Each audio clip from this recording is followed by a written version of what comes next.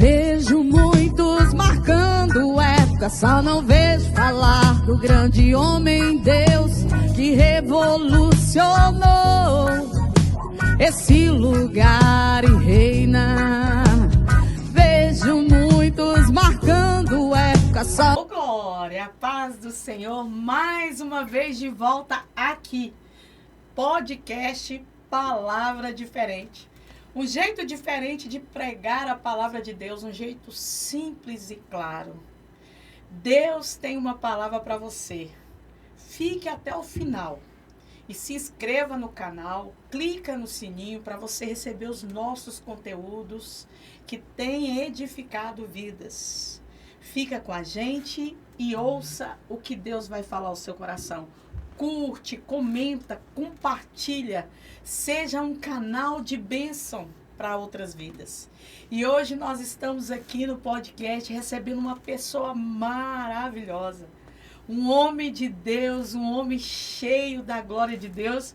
Eu tive a oportunidade de conhecê-lo numa ministração e já vi a glória de Deus na vida deste homem.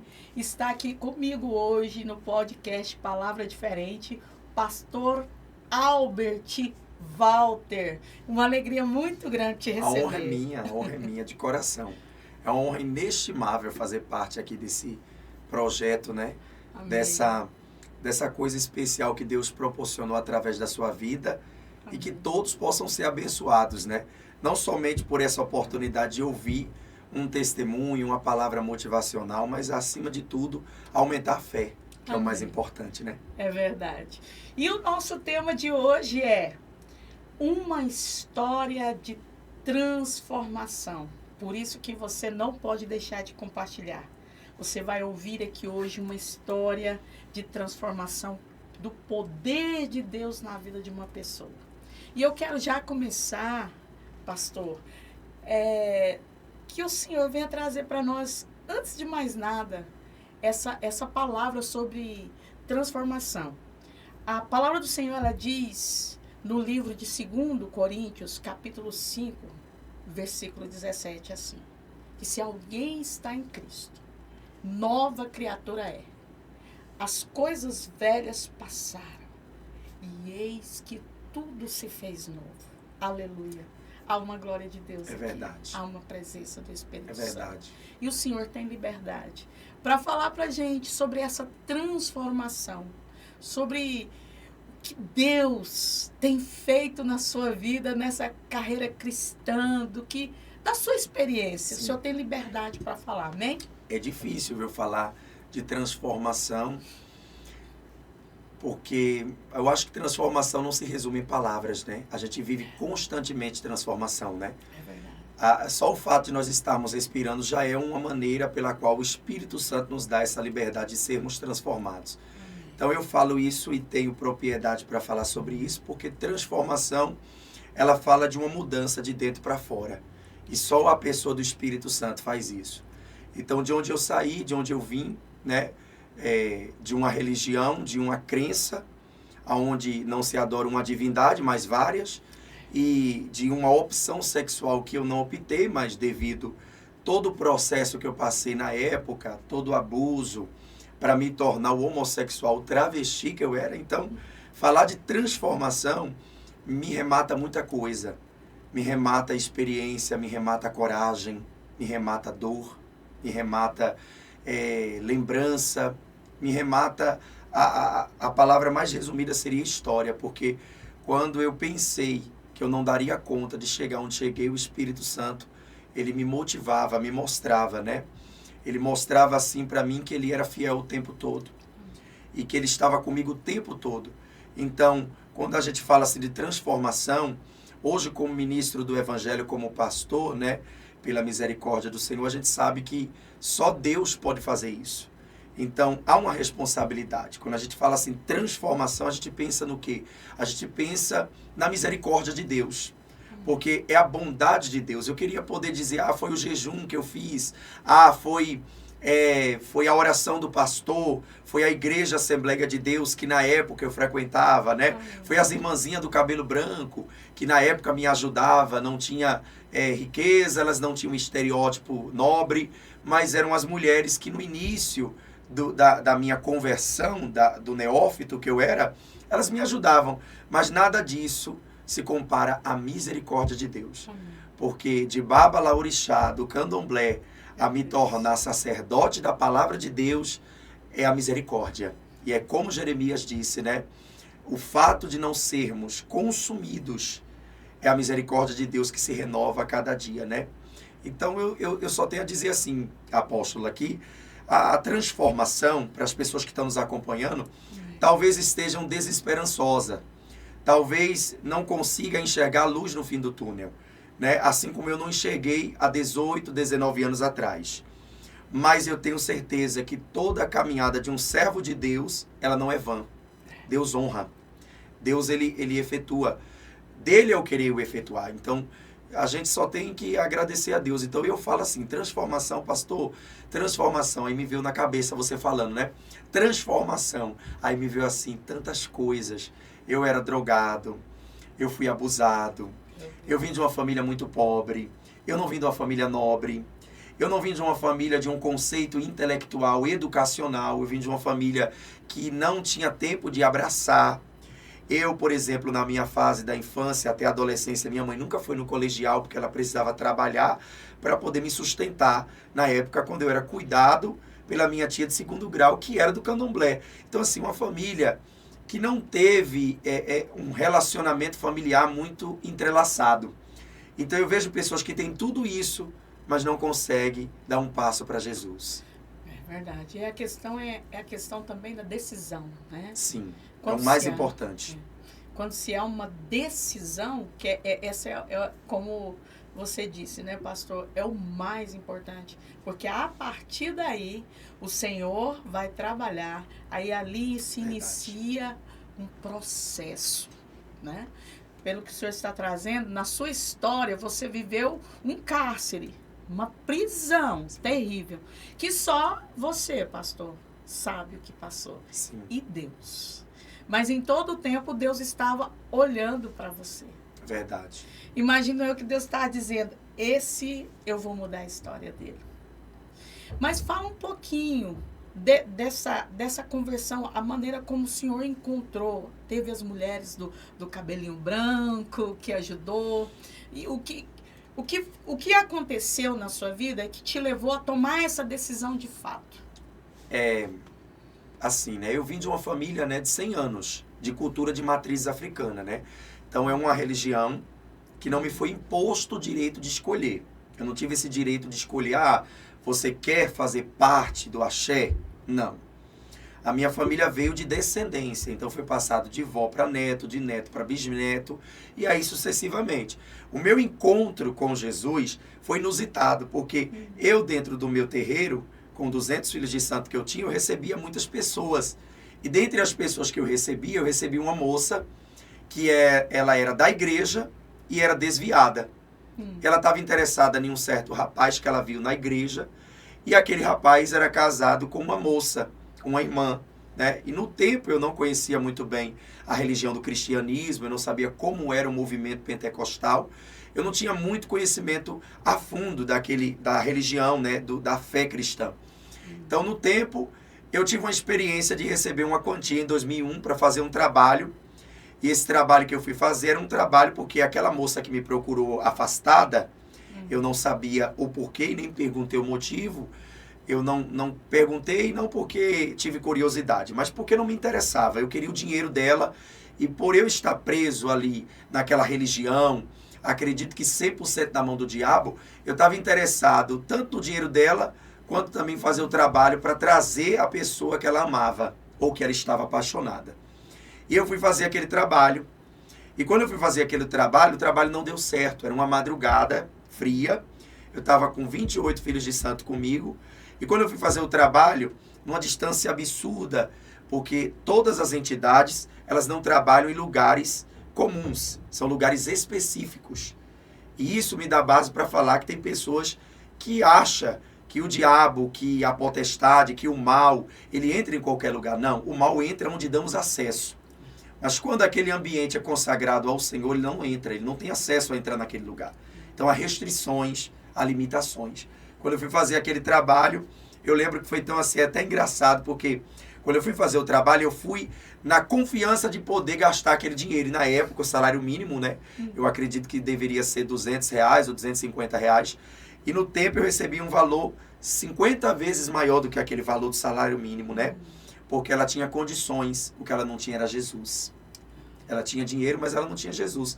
Então, quando eu fui fazer aquele trabalho, eu lembro que o trabalho não deu certo, a entidade se incorporou em uma moça que hoje, graças a Deus, é missionária. E eu lembro da entidade falando na boca daquela mulher, né, daquela moça, amiga minha, e era uma das responsáveis ali a me ajudar a cooperar no candomblé. Ela disse, olha, nada do que tem ali, a entidade falou, a gente quer. Nada do que tem dentro dessa rua, na encruzilhada, a gente tinha levado materiais para fazer o trabalho, a gente quer. E eu voltei indignado, já era com o sol raiando, porque no Nordeste o sol já raia 4 da manhã. E aí eu voltei para casa indignado com aquilo que não tinha dado certo. E eu disse, eu preciso ir na casa dessa moça, que essa mulher que me pagou, que é o marido dela. E eu fui lá, resolvi ir no setor onde morava a tal família que ela queria o marido. E quando eu cheguei por volta das 11h30 da noite, eu vi a lâmpada da frente da casa da moça acesa. Sinal que aquela família ainda estava acordada.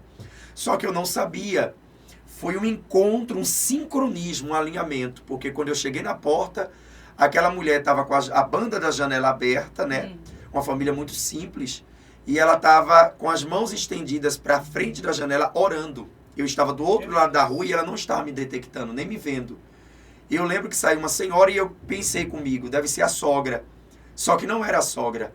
Elas eram dirigentes do ciclo de oração. Eita glória! E aquela mulher estava orando pelo marido que estava afastado. E aquele marido que ela estava orando era um rapaz que ainda estava fora dos caminhos do Senhor. E ele tinha um caso com essa moça que me pagou. Então, naquele dia eu tive a certeza que por mais graduado que eu fosse na religião de cultura de matrizes africana, o trabalho não deu certo. Porque a oração de um justo pode muito em seus efeitos. Amém. Então, a minha primeira experiência com Jesus foi eu mexendo com os filhos dele. Foi eu tentando fazer algum tipo de trabalho para ir na vida de alguém que pertencia a ele. Então, isso me dá base para falar do que a palavra revela. A palavra diz que todo aquele que é de Deus, o maligno não toca. Amém. Né? Então, eu vi a mão de Deus trabalhando naquela época na mão dos filhos do Senhor. E eu dizia como um bordão assim, o Jesus dos crentes. O Jesus dos crentes. Então, começou ali a minha trajetória. Eu já era travesti na época, também não escolhi, não optei essa sexualidade porque queria. Acredito que por um grande vazio que eu tinha na alma, a ausência de meu pai, que faleceu quando eu tinha apenas 8 meses de nascido, e minha mãe foi a 5ª mulher e eu fui o 16º filho. Então, minha história ela já começa uma história muito longa, né? Eu não escolhi, então acho que devido à influência, devido ao vazio, devido à carência, eu optei a me tornar aquilo. Eu acho que de tantas coisas que eu vim carregando durante o tempo... E os abusos também, sim, né? Sim, a deformação psicológica que eu tive me levou, desencadeou aquilo, né? Porque ser travesti, eu acredito que todos que estão me ouvindo agora e me assistindo vai poder concordar comigo. Eu acho, apóstolo, que a coisa mais difícil hoje de se lidar na igreja evangélica é que a igreja não está preparada para receber o travesti. A igreja não está preparada para receber a prostituta. A igreja não está preparada para receber o usuário de crack. Porque a igreja, ela está tão polida, ela está tão assim elitizada que ela não consegue olhar com o prisma da salvação, com o olhar da salvação. Então eu acho que lá atrás, quando eu comecei a caminhar, não foi tão fácil quanto é hoje. Hoje nós temos redes sociais, testemunhos. Hoje nós temos um material cibernético, né, vamos dizer assim, como esse, né, podcast, que pessoas possam ser alcançadas, mas na minha época não tinha. Então, ou você se entregava a Jesus por meio de uma evangelização de folheto, de papel, ou você era convidado a ir na igreja. Então, eu não gostava da igreja evangélica porque me instruíram a dizer que os crentes eram loucos. Eu acho que Deus, né, naquele tempo olhava do céu na terra e dizia, eu vou te fazer ser dono desse monicônio todo aí, dessa loucura toda. Ô, glória! Porque naquele tempo começou ali. Então, eu acho que da época que eu tinha condições financeiras, eu era empresário e tudo, e a religião, ela era secundária, né? A religião do axé era secundária. Eu trabalhava e então, na época, eu lembro que em 2006, eu resolvi fazer um curso de espanhol para ir para a Irlanda, para ir para fora do Brasil. E no curso de espanhol, no período do intervalo, eu passei na quadra poliesportiva e vi uma moça com outras jovens na hora do intervalo ensaiando canções evangélicas. Só que eu não dei moral. Aquilo não me fazia diferença, nem me chamava atenção. Mas pelo fato de eu passar vestido de mulher, aquela moça de pele escura olhou para mim, veio na minha direção e disse para mim que o Senhor tinha falado para ela que eu seria marido dela, que eu seria pregador do evangelho. Olha que loucura. Então, assim, eu assustei, porque primeiro, eu acho que uma mulher olhar para um travesti com um seio, o perfil de uma mulher, né? Um homossexual assumido, um baba-laorixá, ou seja, um bruxo, e a pessoa vê que eu estava com toda a imagem de uma pessoa que tinha uma religião diferente da dela, ela tem que ter fé. Muito. Então, quando ela falou aquilo para mim, ela estava chorando, eu não. Eu estava sem entender, porque a primeira impressão foi inusitada, eu não conseguia entender o porquê que ela estava falando aquilo. Mas assim disse ela, que o Senhor me tornaria um pássaro de ferro no Brasil. Amém. E que eu viajaria de norte a sul, leste a oeste. Glória a Deus. E essa mulher hoje é atualmente a minha esposa, pastora Anne Caroline, é uma mulher de uma fé inabalável. Eu falo que ela tem uma fé que fez o Senhor fazer em mim o que eu não queria como se eu quisesse. Então, assim, todo homem tem a sua mulher bonita, a minha é a bela, porque ela venceu no joelho. Eita glória! Porque vencer e ganhar uma alma não é fácil. E eu creio que essa fé que ela tem, essa persistência, essa coragem te chamou a atenção, né? E te chama a atenção. E leva o Senhor, além de amá-la, a admirar muito, né? Sim. Porque ela também tornou-se um grande testemunho para você, né, pastor? Você acredita que no início do meu ministério com ela, para as pessoas que estão me acompanhando e têm essa dúvida, né? Há muitos me perguntam, né, no YouTube e em outras plataformas digitais, né? As pessoas, elas têm dificuldade de entender isso aqui, ó. No início do meu ministério, as pessoas achavam que ela não ia dar conta ou que ela estava louca, que ela não estava em sã consciência, pelo fato dela olhar para mim como eu era e ela crer naquilo que o Espírito de Deus havia falado na alma dela. Então, hoje, quando a gente olha o resultado, porque o processo, ele faz a gente, às vezes, se perder, né? Esquecer, né? E ela disse que no início, para ela, foi algo tão forte, muito mais forte do que ela. Ela disse que viu, não como as pessoas me viam na época, mas como eu sou hoje. Ela disse que olhou para mim e viu o homem que eu sou hoje. Então eu falo que o Espírito Santo, isso é uma fala que eu tenho e carrego comigo, né? Eu carrego essa filosofia comigo há anos. O Espírito Santo faz a gente querer o que a gente não quer como se a gente quisesse. Ele faz a gente querer. Porque eu tinha um histórico muito pesado, né? Então, nesse podcast, seria difícil para quem está nos acompanhando entender o processo de transformação. A palavra que se encaixa muito no que eu estou falando é a fé, a perseverança e a decisão da mulher cananeia. Eu me identifico com aquela mulher. Eu me identifico com aquela mãe desesperada por uma filha endemoniada em casa. Eu falo para minha esposa, você é a cananeia do século 21. Porque aquela mulher, naquela época, não era judia, era cananeia. E eram inimigos antigos do povo de Deus, ou seja, judeu e cananeus não se comunicavam. E quando ela ouve falar que Jesus vai passar por Tiro e Sidom, ela resolve ir até ele. E o texto todo que a gente lê interpreta de forma equivocada. Porque as pessoas leem aquele texto achando que ela foi ali por ela. Mas ela não foi por ela. Ela foi pela filha.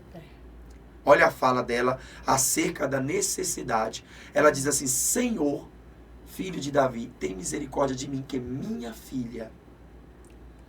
Ela foi ali como um canal. Então eu vejo que a transformação, que o resultado do que Deus tem para fazer em nossas vidas, não depende de sentido, depende de decisão, depende do que eu faço. E foi difícil para mim.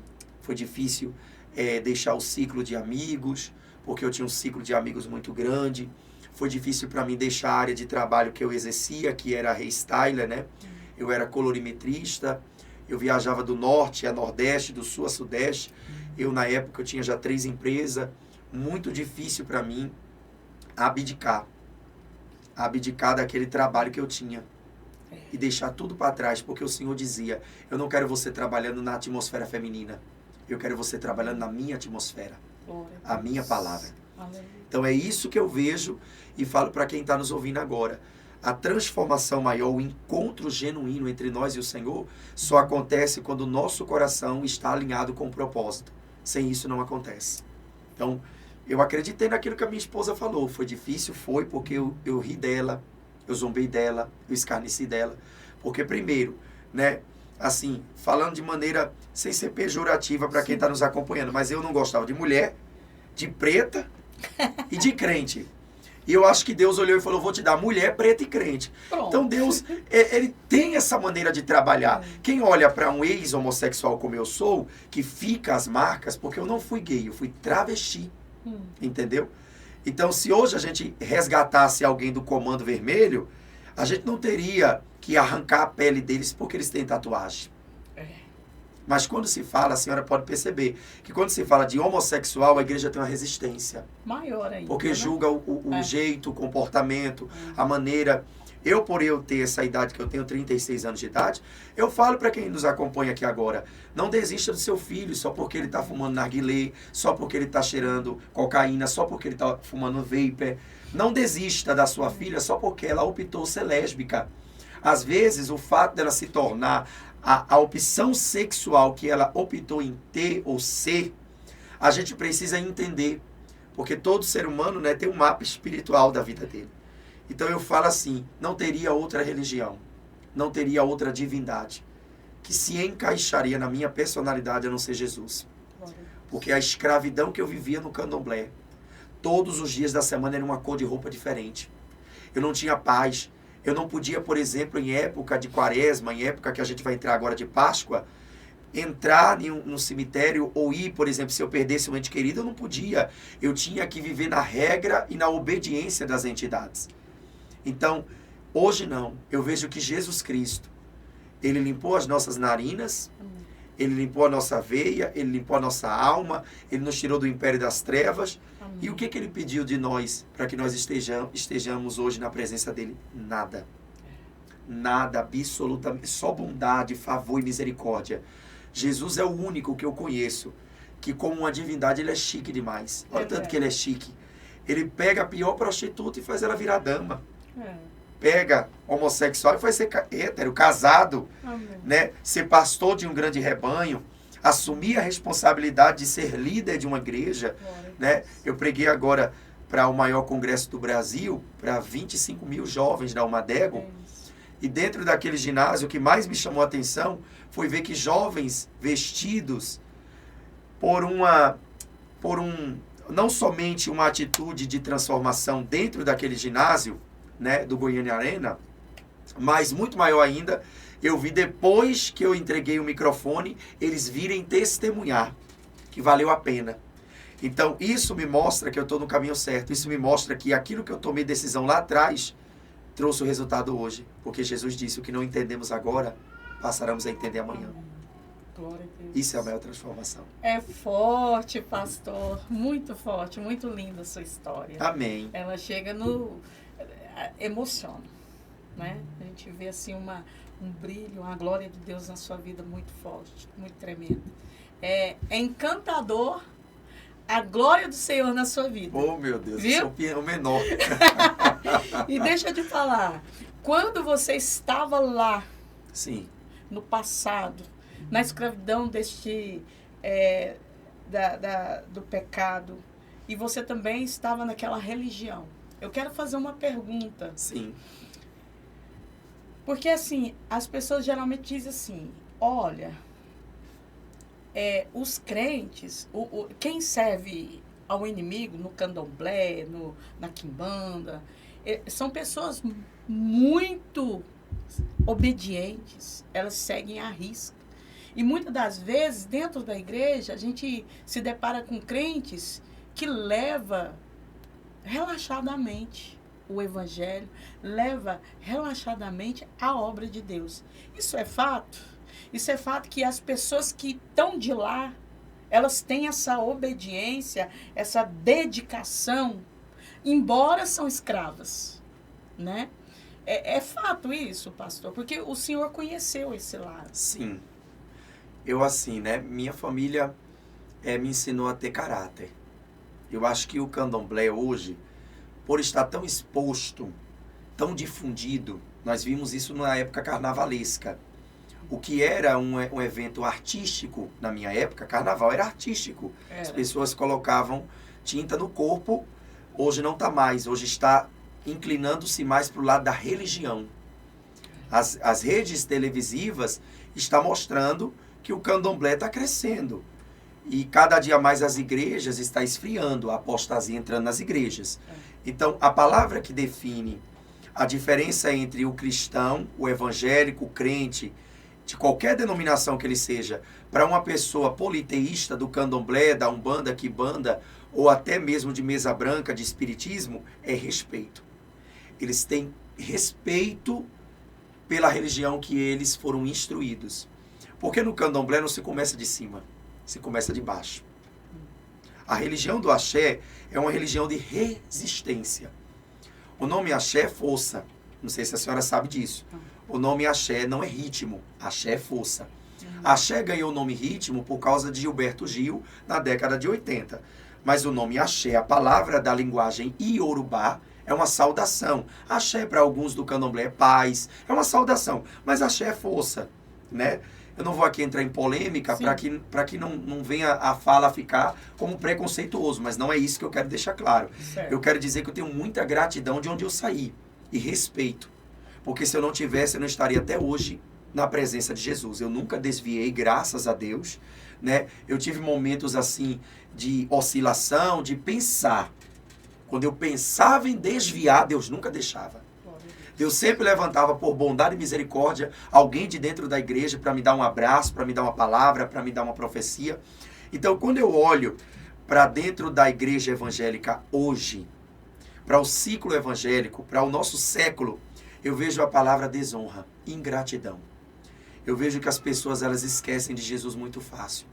O que Jesus faria se estivesse hoje nesse século? Eu acho que não vai ter um plano B. As pessoas estão esquecendo que o sangue de Jesus não é detergente.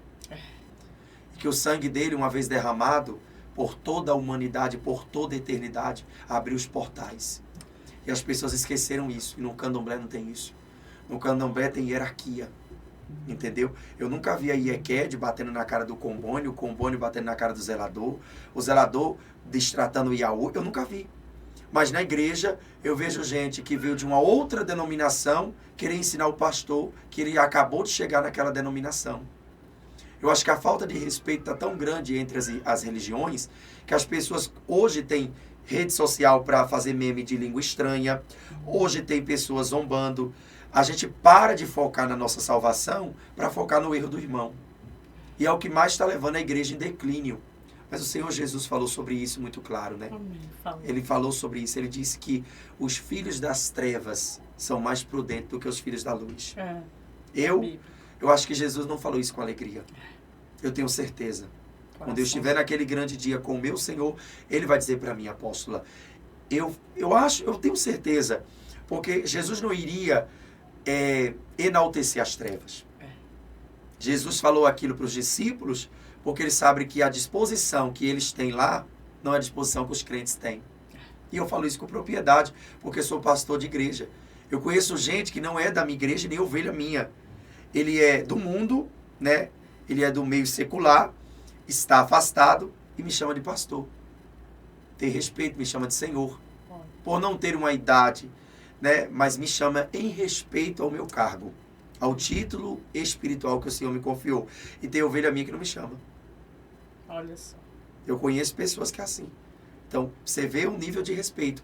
E eu acho que a gente deveria abrir as portas, não somente do acesso, do afago, do amor, do carinho, do consolo para essas pessoas, porque se a igreja evangélica estiver preparada para a quantidade de almas que o Senhor quer fazer, ah, meu Deus. Eita, vai ser todo mundo salvo, né? Se a igreja realmente tiver preparada. Sim.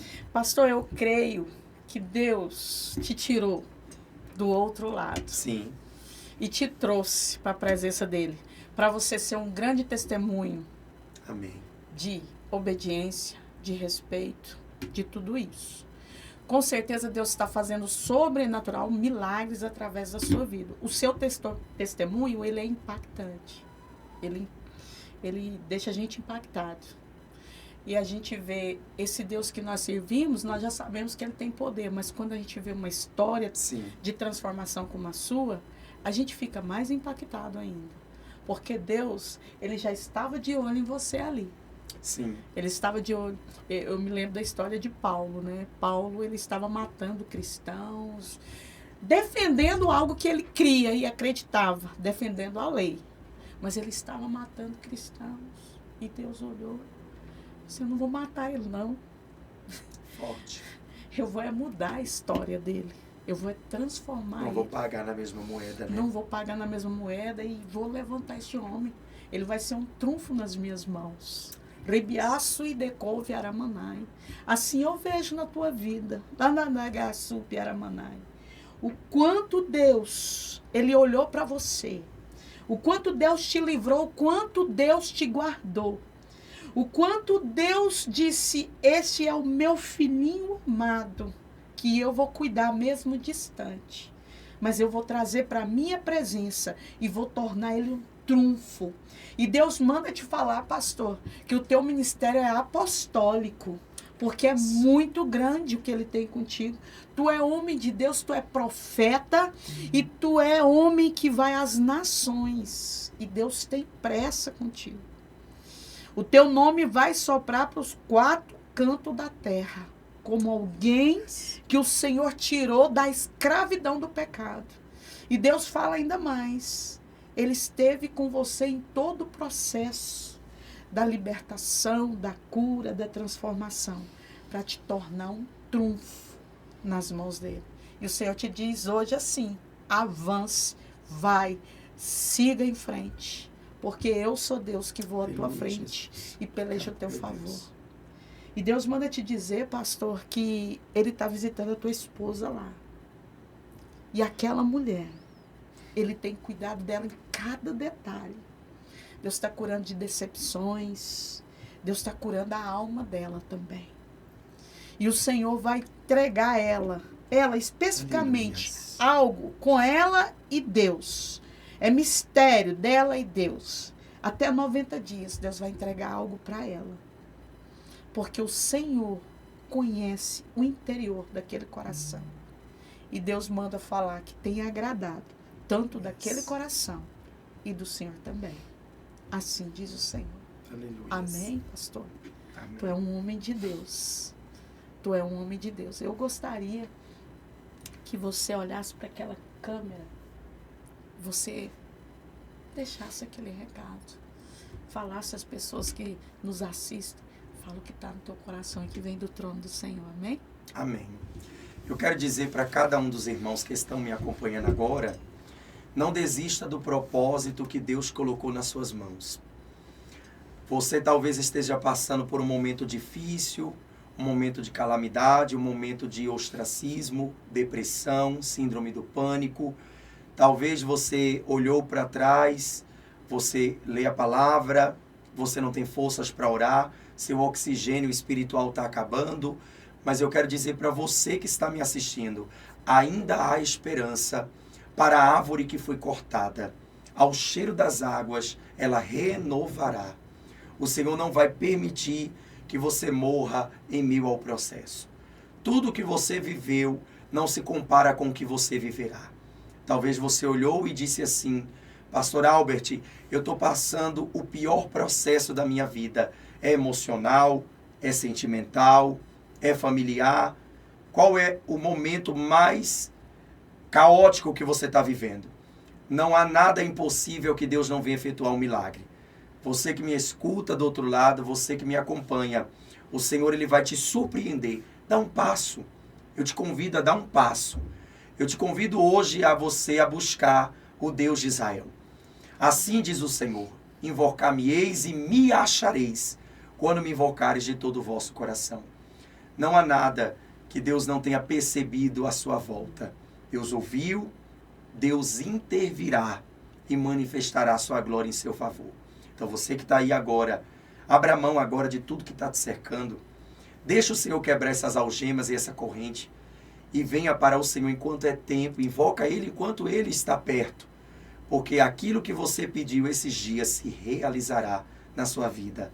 Em nome de Jesus. Amém? Oh, glória, que palavras fortes Amém. E poderosas. Então, meus queridos, é isso. Deus, Ele muda vidas. Ele transforma, Ele cura, Ele liberta. Ele faz milagre ainda nos dias de hoje. Então, venha para Cristo. Entregue o teu caminho ao Senhor. E Ele vai mudar a sua história. Amém? Compartilha. Mais uma vez eu quero frisar bem. Compartilha. Compartilha esse podcast para que vidas sejam alcançadas. O jeito diferente de pregar a palavra é para levar a palavra de Deus como ela é. Simples, sem complicação. Deus Todo-Poderoso que cura, que salva e que transforma. Qualquer vida que queira, que decida por Jesus. Então decida por Jesus. Leve esse podcast, compartilha com pessoas que você sabe que precisa de um testemunho de transformação de vida, porque Deus transforma, Deus faz o sobrenatural acontecer na vida do homem e da mulher. Deus muda história de fato e de verdade. Ou glória, que Deus possa abençoar poderosamente a sua vida e que Deus continue falando ao seu coração.